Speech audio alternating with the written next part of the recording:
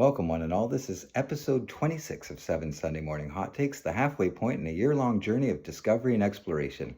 Wrestlepalooza is next weekend, so I've got early Palooza predictions for you. I'm the dispatcher. Let's discover and explore. Hot take number 1.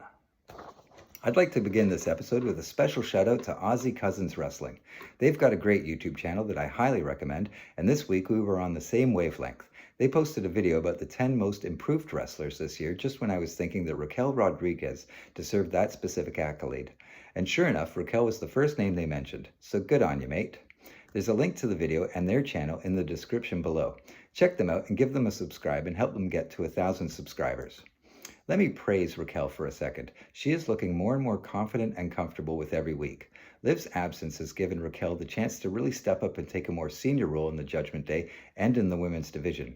Her match this week with Lyra was quite good. She's had solid tag matches against the Kabuki Warriors, plus Charlotte and Alexa, and let's not forget her excellent street fight with Rhea Ripley at Night of Champions. And she even has a pinfall victory over Io Sky on the August 18th episode of Raw, which is more than Rhea can say. Raquel Rodriguez gets my award for Most Improved Wrestler this year. Hot take number 2. Here's a story that I thought would be talked about more than it was. I find it fascinating and hilarious. On the September 1st episode of Raw, New Day are coming to the ring with Waller when Xavier Woods grabs a fan's phone and tosses it to the ground. Kofi slides it forwards with his foot, but then Grayson Waller just outright stomps on it. Waller spoke about the incident on the No Contest Wrestling podcast, which you can watch on the Rich Eisen Show's YouTube channel, and the link is down below. In the interview, he says, "That guy put his phone in harm's way. Woods took it, and I stomped on it." Waller added, "That guy's going home with a great story and a broken phone." I wondered if it was legit, but Waller insists that the fan is not a plant. Then I found the original video from the phone that he stomped on. The fan is Big Franco, and his YouTube channel is Big Franco Live. There's a link to that video down in the description, and I urge you to check it out. The first-person view of Woods grabbing the phone and then Waller looking down and stomping on it is a unique treasure. I've actually seen one of this guy's videos before. He has a video with over 15 million views showing John Cena reminding Big Franco about the etiquette of consent. I reached out to Big Franco via email to see if he wanted to give a statement, but at the time of this recording, there's nothing in my inbox. Hot take number 3. I hope Brock Lesnar's next match is against Kofi Kingston, but I seriously doubt we'll ever see that. New Day continue to stumble aimlessly forward without any direction for them or Waller, and I really wish they'd turn up the temperature on this trio, because they could be phone-smashing heat magnets if given the chance to run wild. Hot take number 4. This episode seems to be all about promoting other people's videos, but this is the best one yet. If you only click one link from down below in the description, make it this one. Asuka has her own YouTube channel, Kana-chan TV, and on Wednesday, she posted the best thing I've seen in a long time. I implore everyone to check out this video. If you like Asuka, hot noodles, slurping noises, and psychedelic journeys, you won't be disappointed. This video blew my mind. This is exactly what Bayley's next video needs to be, and I think Asuka and Bayley should collaborate and reform Damage Control as a multimedia art project. But seriously, if it's legal where you live, roll up a Bob Marley, smoke it, and create your own chill vibe, and then watch Nikki Bella down, cup Noodles up.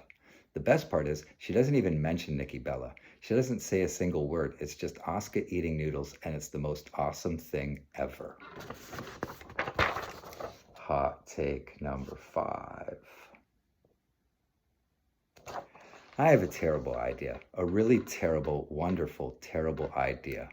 The idea is so bad, it would easily win Worst Match of the Year and would enter the conversation for Worst Match Ever.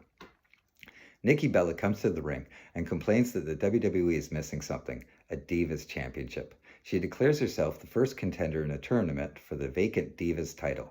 Adam Pearce confronts her backstage and tells her that it's not going to be a tournament because that might actually be interesting. Instead, it's going to be a 7-person gauntlet match because those always suck. So the match begins later that night with Bella as the first participant. She goes through B-Fab, Candice LeRae, Maxine Dupree, Michin, and Nikki Cross until finally Zelina Vega, with the help of Wade Barrett, pins Nikki Bella. Zelina Vega thinks that she's won, but Pierce comes out and says, surprise, an 8th mystery opponent has been added. Grayson Waller appears on the stage and charges to the ring. He climbs into the ring and lifts Zelina Vega over his head and gorilla press slams her through the announcer's desk. There's no countout, no pinfall. The referee simply declares Grayson Waller the winner. He celebrates with the butterfly-shaped Divas title, clutching it to his heart and shedding a tear when suddenly, appearing at the top of the ramp, dressed like the Undertaker from his American Badass period, it's the return of Austin Theory. He points at the Divas title and says, "That's mine." And that's how the Dispatcher would book the worst match of the year. I'm sorry, but I had to do it. And I guess the point is, things could always be worse. Hot take number 6. Go-home episodes of Raw and SmackDown are still to come, so perhaps another match will be added, but this is my last chance to make some predictions, so here we go. If one match is added, my guess is that Jade, Tiffany, and Nia will have a triple threat, and if not at Wrestlepalooza, then on SmackDown the night before. And my prediction for that, if it does happen, is Jade winning the title after pinning Nia Jax. Added right at the end of SmackDown, Cody Rhodes defends against Drew McIntyre. I'd love for it to be Drew, and I think there's a chance of a dusty finish, because I don't think one match is all we're getting out of these two. But if I had to make a serious prediction, it's Cody. Cena versus Brock should be fun. Brock's hat says, "I'm a heel," but his blue underpants say, "I'm a babyface." I predict Cena gets a feel-good win, maybe with some help from R-Truth. I also predict this match will be under 10 minutes.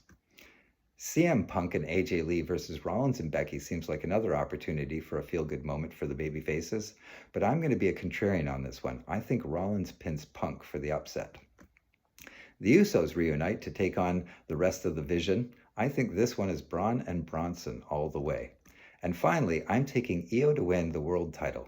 I think WWE have dropped the ball a little with Vakur and let her cool off when they should have been heating her up. But the real reason that I'm taking Io is because just 3 weeks later, Crown Jewel is in Perth, and the best match you could give an Australian audience is Rhea versus Io for the title. As a final note, not really a prediction, but I now put the odds that LA Knight will join the Vision, at 65%. Hot take number 7. The biggest news this week was probably the announcement that WrestleMania 43 will be held in the Kingdom of Saudi Arabia.